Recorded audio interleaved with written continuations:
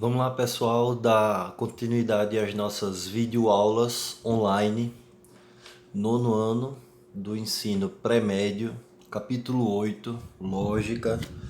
Nós vamos fazer hoje uma resolução de questões para ajudar a fixar conteúdo, certo? Professor Israel, Colégio Maria Montessori. Primeira questão, Universidade Estadual do Ceará, 2019. Chamo de princípio de demonstração as convicções comuns das quais todos partem para demonstrar, por exemplo, que todas as coisas devem ser afirmadas ou negadas, e que é impossível ser e não ser ao mesmo tempo. Aristóteles, no livro Metafísica.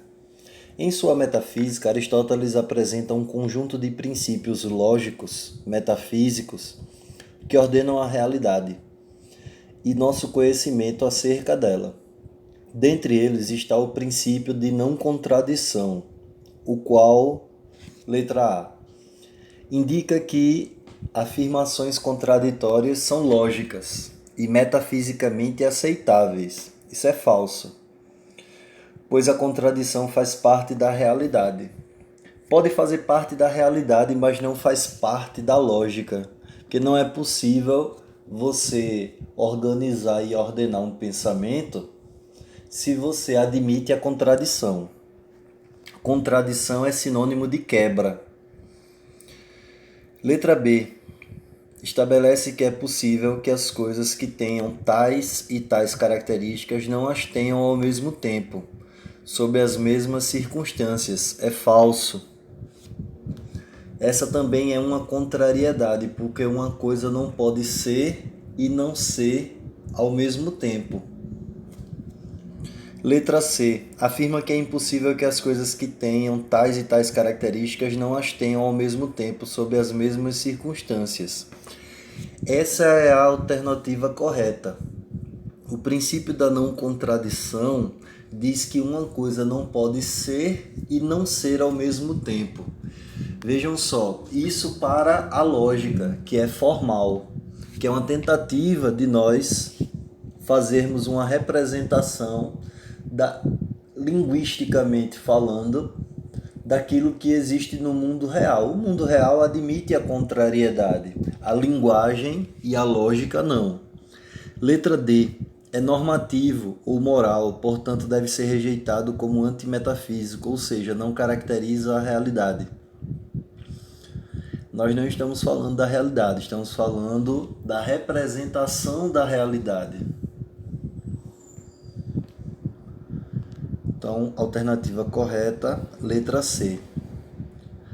Afirma que é impossível que as coisas que tenham tais e tais características não as tenham, ao mesmo tempo, sobre as mesmas circunstâncias.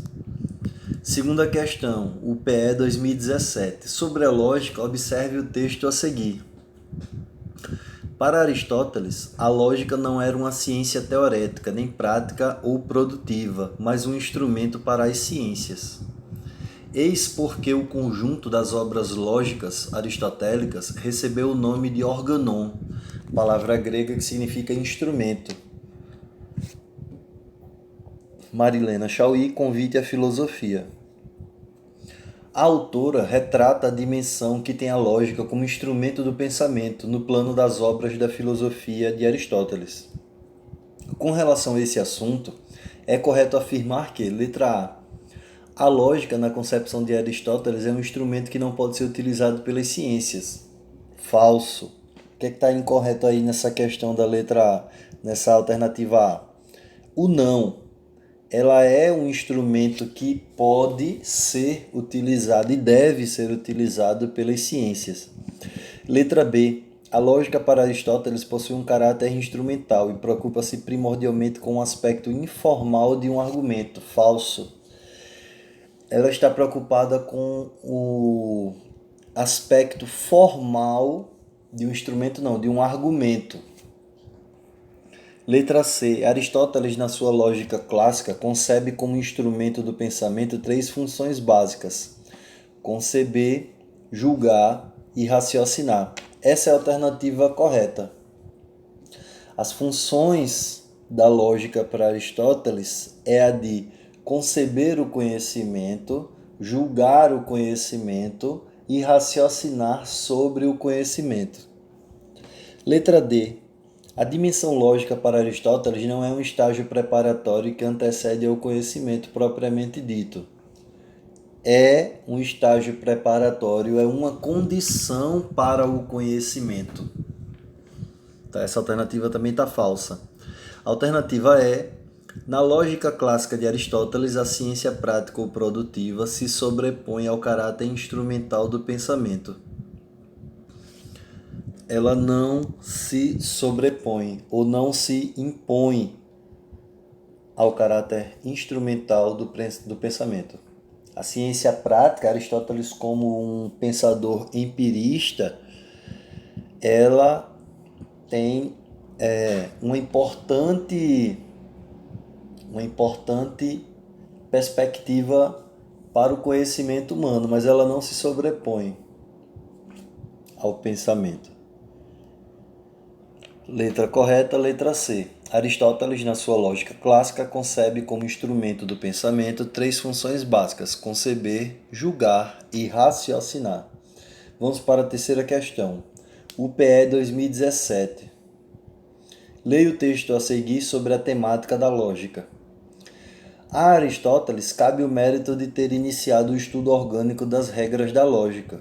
O mérito principal de Aristóteles é ter fixado com grande exatidão as regras da argumentação dedutiva na forma de silogismo.